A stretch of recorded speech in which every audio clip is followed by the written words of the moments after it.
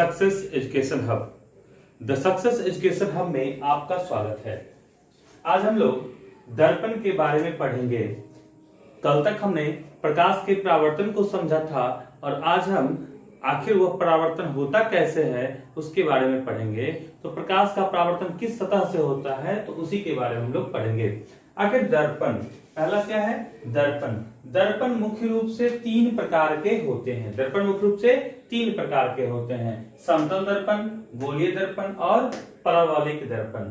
समतल दर्पण क्या होता है कि जिसका वैसा दर्पण जिसका परावर्तक सतह सपाट हो, यानी कि समतल हो, एक पृष्ठ के जैसा हो। सपोज आप मान सकते हैं जैसे ये एक कोई बुक है तो इसके जैसा, यानी ये अगर समतल है, सपाट है, अगर यह दर्पण का काम करे तो वही क्या कहलाता है? समतल दर्पण कहलाता है। समतल दर्पण से पहले हम थोड़ा सा दर्पण के बारे में जान लें कि दर्पण होता क्या है। कि वह एक क्या होता है? चिकनी या चमकीली सतह, चिकनी या चमकीली सतह जिससे कोई भी प्रकाश परावर्तित होता हो, दर्पण कहलाता है। यानी कि यह जो सतह है चिकनी या चमकीली है, जब भी आप अपने आईने में फेस को देखते हैं तो क्या होता है? वो चिकना या चमकीला रहता है, जिससे कि क्या होता है? प्रकाश परावर्तित होता है। उसी को क्या कहते हैं हम लोग? दर्पण कहते हैं। दर्पण का जैसे कोई भी एक कांच का टुकड़ा ले लीजिए और उसके पीछे रजतित कर दीजिए, यानी कि सिल्वर ब्रोमाइड का लेप चढ़ा दीजिए, तो क्या हो जाएगा? वह एक दर्पण के रूप में आपका काम करने लगेगा। तो चलिए, तो यानी कि दर्पण क्या होता है कि जिसके पीछे कोई भी कांच का टुकड़ा जिसके पीछे क्या हो? रजतित किया हो, या फिर समतल या सपाट वैसा सतह जो क्या हो? जिसके पीछे से रजतित किया हो। समतल या सपाट कांच का वैसा सतह जिसके पीछे रजतित किया हो सिल्वर ब्रोमाइड से। चलिए, तो ये हो गया आपका दर्पण। दर्पण तीन प्रकार के: समतल दर्पण, गोलीय दर्पण और परावलयिक दर्पण। तो समतल दर्पण क्या होता है? जिसका परावर्तक सतह समतल या सपाट हो। इनकी परावर्तक सतह जिससे प्रकाश टकरा के वापस लौटती है उसी सतह को हम लोग कहते हैं परावर्तक सतह।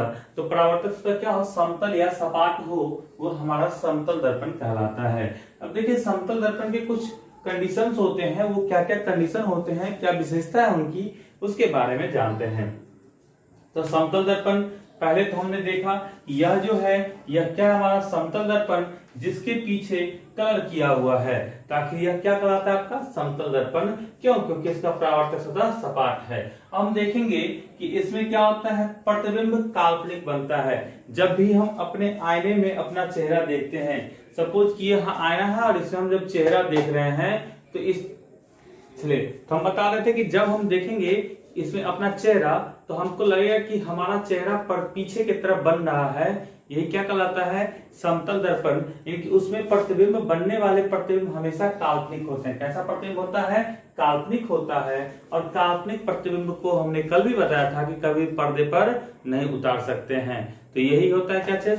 पहला इसका विशेषता है कि काल्पनिक प्रतिबिंब होता है। सपोज कर लीजिए कि यह कोई एक वस्तु है, ये मान लीजिए स्माइली चाचा हैं। स्माइली चाचा जब गए अपने चेहरे को दर्पण से देखने के लिए, तो जब वो दर्पण से देखेंगे चेहरा, तो इनका चेहरा पता चला क्या कि ये अपने हाथ में जो दर्पण लिए थे ये x दूरी पर यह दर्पण है। और तो इनको पता चल रहा है कि जैसे जैसे हम दर्पण को दूर ले जा रहे हैं हमारा चेहरा दूर जा रहा है, दर्पण को नजदीक ला रहे हैं हमारा चेहरा नजदीक आ रहा है।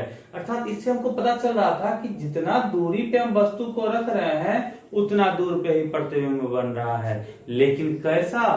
तो देखिए, लेकिन काल्पनिक। क्यों? क्योंकि इसको अगर पीछे हम कोई पर्दा लगा दें तो उस पर उतारा नहीं जा सकता है। अर्थात प्रतिबिंब आपका काल्पनिक होता है, पर्दे पर उतारा नहीं जा सकता है। अब देखें तो जब हम लोग आईने में मुंह देखते हैं तो क्या होता है? जितना बड़ा मेरा चेहरा है उतना बड़ा ही हमारा प्रतिबिंब बनता है। अर्थात जितना बड़ा समान होगा उतना बड़ा ही प्रतिबिंब बनेगा। यानी कि वस्तु के समान आकार का होता है क्या चीज? आपका प्रतिबिंब। प्रतिबिंब क्या होता है? वस्तु के समान आकार का होता है। यहाँ आप नोट कर लीजिएगा,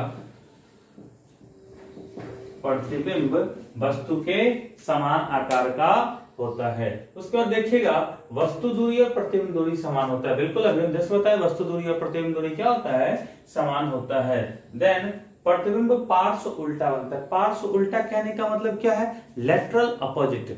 अगर केवल केवल उल्टा कह दे हम, तो जैसे हमारे पास एक बुक है, तो यह जैसे इसका फेस ऊपर है और ये नीचे है। जब मान लीजिए यह एक आईना है और हम उसमें वस्तु हैं, तो अगर सीधे सीधे उल्टा कहें तो मेरा पैर ऊपर और सर नीचे बनेगा, तो ये होता है उल्टा। लेकिन पार्श्व उल्टा कहने का मतलब क्या होता है कि दायां वाला बायां में, बायां वाला दायां में। जैसे आप कह सकते हैं कि यदि हम आईने में देखें अपने नोज पिन को, नोज पिन मान लीजिए कि हमने दाएं में नोज पिन पहना, तो जब हम एक दाएं में नोज पिन पहने और जब आईना में देखेंगे तो ये हमको बाएं तरफ दिखता है कि इधर से बायां होना चाहिए, क्योंकि बाएं हाथ से अगर पकड़े आईना तो हमारा नोज पिन किधर दिखेगा, इधर दिखेगा। इसीलिए अगर आप लोग को न विश्वास हो तो आज आप आईने में जाइएगा और दायां हाथ और बायां हाथ करके देख लीजिएगा कि दायां वाला चीज आपको बायां में दिखता है, बायां वाला दायां में दिखता है। इसी को हम लोग क्या कहते हैं, इसी को हम लोग कहते हैं पार्श्व उल्टा। पार्श्व उल्टा कहने का मतलब दायां बायां में जा रहा है, बायां वाला दायां में आ रहा है। चलिए यदि दर्पण, अब देखिए एक चीज है क्या, यदि दर्पण को हम थीटा कोण से घुमा दें, सपोज कि ये हमारा दर्पण है, इसको हम थीटा कोण से घुमा रहे हैं, यानी कि थीटा कोण से हम इस तरीके से घुमा दिए दर्पण को। अब जब दर्पण हमारा इस तरीके से घूम गया तो घूमने के कारण ये थीटा, तो वस्तु का प्रतिबिंब भी थीटा से घुमा, अब ये भी थीटा से घुमा, यानी कि थीटा यहाँ पर और थीटा यहाँ से यहाँ पर, यानी कि टोटल घूम कितना गया। अगर हम यहाँ से इसको मापें तो थीटा प्लस थीटा यानी कि 2 थीटा घूम जाता है। कितना घूम जाता है, 2 थीटा घूम जाता है। यदि दर्पण को थीटा कोण से घुमाते हैं तो प्रतिबिंब हमारा 2 थीटा से घूम जाता है, याद रखिएगा। कभी कभी इसके विशेषता को पूछ लेता है, तो चलिए, या फिर आपको न्यूमेरिकल में दे देता है कि यदि किसी वस्तु को 30 डिग्री से, यदि किसी दर्पण को 30 डिग्री से घुमाया जाए तो उसके प्रतिबिंब पर क्या प्रभाव पड़ेगा, तो वह 60 डिग्री से घूम जाएगा। इस तरीके से क्वेश्चन आपको पूछता है। अगर देखिएगा किसी दर्पण के सामने, मान लीजिए कि ये दर्पण है और इसके सामने हम दौड़ के आ रहे हैं, दौड़ के आ रहे हैं, भी वेग से दौड़ रहे हैं, तो जब हम भी वेग से दौड़े तो हमको क्या पता चलेगा। मान लीजिए इसको हम मिटाते हैं, थोड़ा सा इरेज करते हैं। अब देखिएगा कि यह जो दर्पण है हमारा, इसके सामने कोई भी स्माइली दीदी है जो कि क्या कर रही है, भी वेग से दौड़ना शुरू कर रही है। भी वेग से दौड़ रही है तो प्रतिबिंब भी आपका भी वेग से दौड़ता हुआ लगेगा। प्रतिबिंब भी क्या लगेगा, क्योंकि स्माइली दीदी प्रतिबिंब में भी वेग से दौड़ता हुआ प्रतीत होगी। अब देखिए भी से इधर से, भी से इधर से, तो टोटल कितना से प्रतीत हो गया दौड़ते हुए, आपका भी प्लस भी बराबर 2v। इस तरीके से कहिएगा क्या, यदि कोई वस्तु भी वेग से दर्पण के सामने दौड़ रहा हो तो वह प्रतिबिंब के रूप में 2v वेग से दौड़ता हुआ प्रतीत होता है। चलिए अच्छी बात है, आप लोग याद रखिएगा, भी वेग से दौड़ेगा तो 2v वेग से दौड़ता हुआ प्रतीत होगा। अब हम लोग चलते हैं, अगला दर्पण है गोलीय दर्पण। गोलीय दर्पण क्या होता है, यह किसी गोले का भाग होता है, वैसा दर्पण जो किसी गोले का भाग हो। मान लीजिए कि कोई एक गोलाकार वस्तु है, कोई एक गोला है, अब इस गोले को क्या करते हैं हम, 2 भागों में विभक्त करते हैं बीच से। तो जैसे ही 2 भागों में काटे तो ऐसा हो गया। अब एक गोले को ऊपर से रंग दीजिए और एक गोले के सरफेस को अंदर से रंग दीजिए, यानी रंगने का मतलब क्या है, सिल्वर ब्रोमाइड का लेप चढ़ा दिए, रस्तित कर दीजिए। कोई भी कांच का ऐसा खोखला गोला जिसको बीच से विभक्त करने पर क्या हो कि वह एक गोले को हम ऊपर से कलर करें और एक गोले को अंदर से कलर करें, तो उससे प्राप्त दर्पण जो होता है वही गोलीय दर्पण कहलाता है। क्योंकि गोलीय दर्पण क्या होता है, वैसा दर्पण जो किसी एक गोले का भाग होता है, गोलीय दर्पण कहलाता है। आप लोग नोट डाउन कर लीजिएगा, वैसा दर्पण जो किसी गोले का भाग हो, गोलीय दर्पण कहलाता है। गोलीय दर्पण 2 प्रकार के होते हैं, अवतल दर्पण और उत्तल दर्पण। अवतल और उत्तल, देखो तो उत्तल नाम क्या है, उत्तल। उत्तल से आप याद रख सकते हैं उठल, उठल नहीं, याद रखने के लिए उठल मतलब क्या, जिसका प्रावर्तक सतह उठा हुआ हो, यानी जो इस तरीके का भाग हो। देखिए यहाँ पे जिसका प्रावर्तक सतह क्या हो, उठा हुआ हो, उत्तल दर्पण कहलाता है। वैसा गोलीय दर्पण जिसका परावर्तक सतह उठा हुआ होता है उत्तल दर्पण कहलाता है। अब देखिएगा अवतल दर्पण, अवतल मतलब धसा हुआ, इसको कहते हैं हम लोग कॉनकेव, इसको कहते हैं कॉन्वेक्स। अब देखिए तो केव, केव मतलब होता है हम लोग जानते हैं गुफा, केव मतलब क्या जानते हैं गुफा।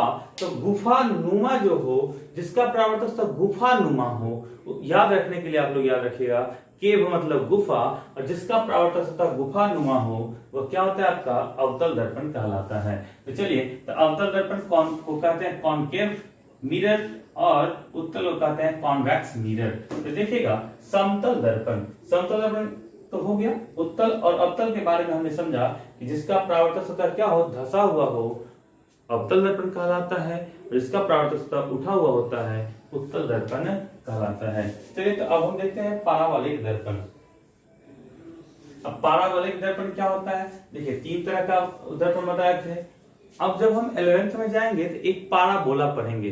पाराबोला क्या होता है, अंडानुमा आकृति, अंडानुमा आकृति यानी कि आप कह सकते हैं इन द सेंस कि जो जिसका परावर्तक सतह अत्यधिक धसा हो, इस आकार का हो, इसी को क्या कहते हैं हम लोग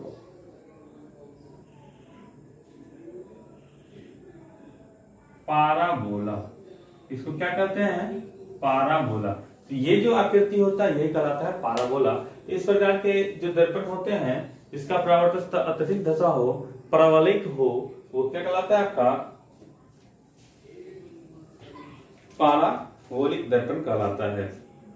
अब हम लोग चलते हैं कुछ चीजें, इसको अब हम मिटाते हैं। आप लोग पॉज करके वीडियो को देख लीजिएगा और नोट डाउन कर लीजिएगा। चलिए, जब हम बोल रहे हो तो उस समय भी आप लिखने की कोशिश करें कि कोई भी परिभाषा, क्योंकि हम बोर्ड पे नहीं लिखते हैं तो आप परिभाषा को वहां से लिख सकते हैं। चलिए, अब हम लोग आगे चलते हैं, थोड़ा सा और देख लें गोलीय दर्पण के विभिन्न पद। इनकी गोलीय दर्पण में अभी हमने देखा कि आपका कौन कौन सा था, उत्तल या अवतल। हम कोई भी दर्पण लेते हैं, सपोज कि हमने अवतल दर्पण लिया, अवतल दर्पण लिए। अब देखिए, ये जो अवतल दर्पण के बीचों बीच केंद्र से गुजरने वाले को हम लोग कहते हैं क्या चीज, प्रधान अक्ष। ये क्या होता है आपका, ये होता है प्रधान अक्ष, ठीक है। अब देखिए, इसमें मुख्य बात है क्या क्या चीज आपको पूछता है, द्वारक जानना क्या क्या रहता है, दूसरा वक्रता केंद्र, वक्रता केंद्र से पहले ध्रुव, तीसरा वक्रता केंद्र, चौथा फोकस, पांचवा प्रधान अक्ष। चलिए, इतने चीजों को हम जानेंगे कि क्या क्या होता है। अब हम लोग देखते हैं, अभी हम लोग ले रहे हैं अवतल दर्पण की बात, फिर हम उत्तल दर्पण में भी आपको समझा देंगे। तो देखिए, दर्पण का द्वारक क्या होता है, द्वारक, द्वारक मतलब जाने का रास्ता, जहां से हम लोग घुसते हैं, जिसको दरवाजा कहते हैं। अब मान लीजिए कि हमारा अवतल दर्पण का क्या है, यहां से लेकर के इतना दूर से ही प्रकाश घुस सकता है, यही ना रास्ता है। इनकी यहां से यहां के बीच की जो दूरी होगी, इनकी अवतल दर्पण या किसी भी दर्पण के दोनों छोर के बीच की जो दूरी होगी उसको क्या कहते हैं, द्वारक कहते हैं। इनकी अवतल दर्पण का द्वारक, यदि मान लीजिए m और n कोई अवतल दर्पण है, तो इसका m से n के बीच की जो दूरी होगी वह क्या कहलाएगा, आपका द्वारक कहलाएगा। तो दर्पण का द्वारक क्या कहलाता है कि वैसा कोई भी दर्पण जहां से प्रकाश परावर्तित होता हो उसी को क्या कहते हैं, दर्पण का द्वारक कहते हैं। चलिए, अब हम देखते हैं ध्रुव। ध्रुव क्या होता है, ध्रुव होता है आपका पोल, जो गोलीय दर्पण के ज्यामितीय केंद्र को कहते हैं। इनकी यह जो गोलीय दर्पण है, इसका कहीं ना कहीं एक केंद्र होगा जिसको हम P से सूचित करेंगे।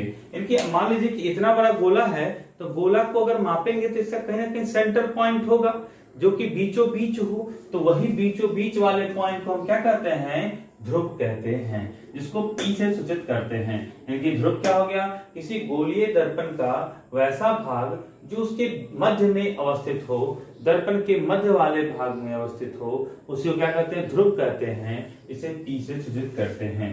अब हम लोग देखते हैं मुख्य अक्ष या प्रधान अक्ष।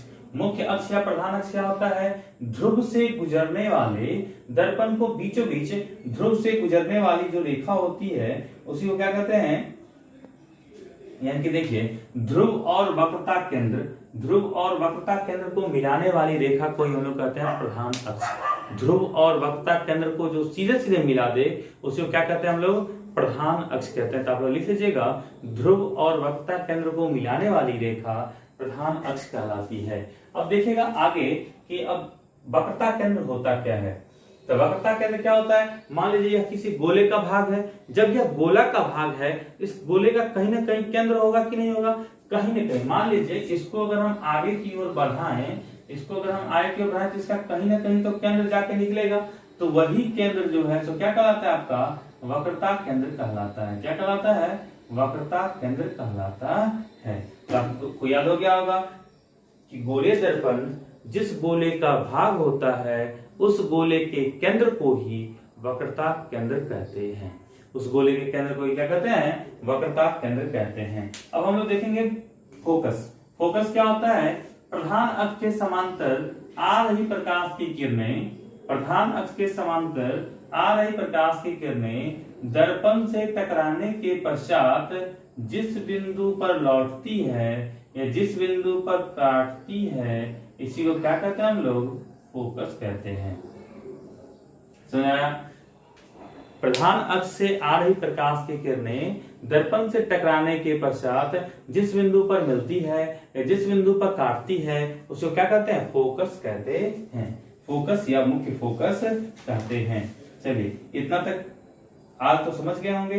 कल हम लोग पढ़ेंगे फोकस दूरी और वक्रता त्रिज्या में क्या संबंध होता है इसके बारे में। सेम कंडीशन उत्तल दर्पण में भी होता है। लीजिए हम ये तो अवतल का था, अब हम उत्तल का बना देते हैं। सपोज कीजिए कि ये हमारा उत्तल दर्पण है, इसका द्वारा MN उत्तल दर्पण है, जिसका द्वारा क्या हो जाएगा, M से N के बीच की दूरी को द्वारक कहेंगे। अब देखिए इसका जो केंद्र होगा आपका इधर के तरफ होगा, यानी कि इसका वक्रता केंद्र हमेशा क्या होता है, काल्पनिक होता है।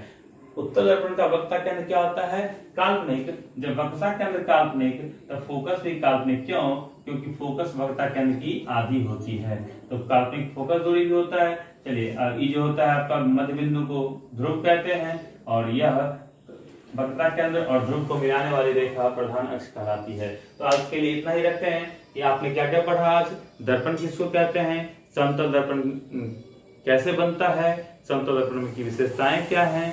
उसके पश्चात आपने पढ़ा उत्तल दर्पण क्या होता है, अवतल दर्पण क्या होता है, परावलयिक दर्पण क्या होता है, और फिर हमने पढ़ा गोलीय दर्पण का जो द्वारक क्या होगा, ध्रुव क्या होगा, प्रकाशीय वक्रता केंद्र क्या होगा, फोकस क्या होगा और प्रधान अक्ष क्या होगा। इतने चीजों के बारे में आज हमने पढ़ा। तो आप लोग एक बार पुनः रिवीजन कर लीजिएगा और एक नोटबुक बनाते चलिए साथ साथ, ताकि आपको एग्जाम में बहुत अच्छा मार्क्स ला सकें। आज के लिए इतना ही रखते हैं। अगर आप नए हैं तो लाइक करें, सब्सक्राइब करें और साथ साथ अपने दोस्तों तक जरूर शेयर करें। आप लोग दोस्तों तक शेयर नहीं करते हैं क्योंकि उससे सारे दोस्तों को लाभ मिल सके। बहुत बहुत धन्यवाद।